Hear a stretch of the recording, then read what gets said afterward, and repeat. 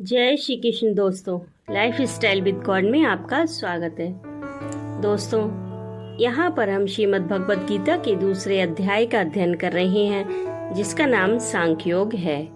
आज हम 37वें और 38वें श्लोक का अध्ययन करेंगे।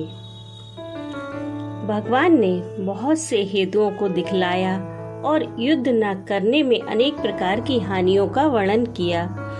अब भगवान युद्ध करने में दोनों तरह से लाभ दिखलाते हुए अर्जुन को युद्ध के लिए तैयार होने की आज्ञा देते हैं।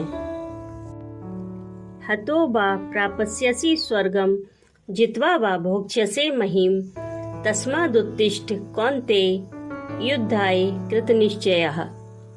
दूसरे अध्याय के 37वें श्लोक में भगवान श्री कृष्ण अर्जुन से कहते हैं कि या तो तू युद्ध में मारा जाकर स्वर्ग को प्राप्त होगा अथवा संग्राम में जीतकर पृथ्वी का राज्य भोगेगा।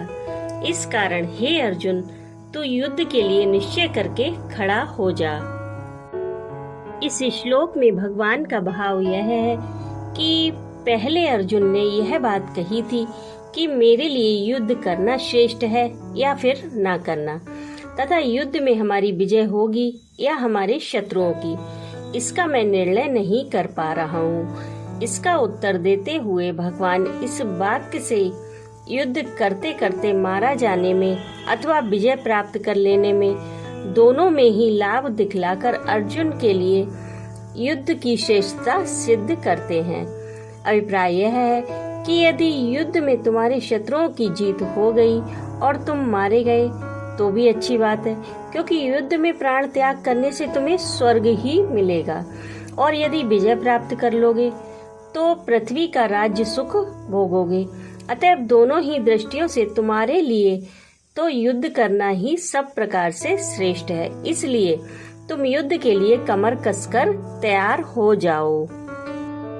इस श्लोक में भगवान ने युद्ध का फल राज्य सुख या स्वर्ग की प्राप्ति तक बतलाया, किंतु अर्जुन ने तो पहले ही कह दिया था कि इस लोक के राज्य की तो बात ही क्या है, मैं तो त्रिलोकी के राज्य के लिए भी अपने कुल का नाश नहीं करना चाहता।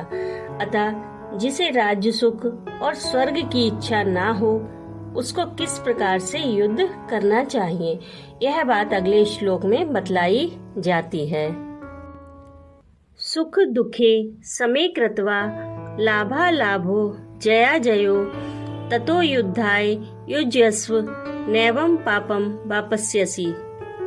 दूसरे अध्याय के 38वें श्लोक में भगवान श्री कृष्ण अर्जुन से कहते हैं कि जय पराजय, लाभ हानि और सुख दुख को समान समझकर उसके बाद युद्ध के लिए तैयार हो जा। इस प्रकार युद्ध करने से तू पाप को प्राप्त नहीं होगा। अब यहाँ पर प्रश्न यह है कि जय पराजय, लाभ हानि और सुख दुख को समान समझना क्या है। युद्ध में होने वाले जय पराजय, लाभ हानि और सुख दुख में किसी तरह की भेद बुद्धि का ना होना, अर्थात उनके कारण मन में राग द्वेष या हर्ष शोक आदि किसी प्रकार के विकारों का ना होना ही उन सबको समान समझना है। उसके बाद युद्ध के लिए तैयार हो जा। इस वाक्य से भगवान ने यह भाव दिखलाया है कि यदि तुमको राज्य सुख और स्वर्ग की इच्छा नहीं है तो युद्ध में होने वाले विषम भाव का सर्वथा त्याग करके युद्ध के प्रत्येक परिणाम में सम होकर उसके बाद तुम्हें युद्ध करना चाहिए। ऐसा युद्ध सदा रहने वाली परम शांति को देने वाला है। इस प्रकार युद्ध करने से तू पाप को प्राप्त नहीं होगा। इस वाक्य से भगवान ने अर्जुन के उन वचनों का उत्तर दिया है जिनमें अर्जुन ने युद्ध में स्वजन वध को महान पाप कर्म बतलाया है, और ऐसा बतलाकर युद्ध न करना ही उचित सिद्ध किया है। अभिप्राय यह है कि इस प्रकार से युद्ध करने पर तुम्हें किसी प्रकार का किंचन मात्र भी पाप नहीं लगेगा, अर्थात तो शुभ अशुभ कर्म बंधन रूप पाप से सर्वथा मुक्त हो जाएगा।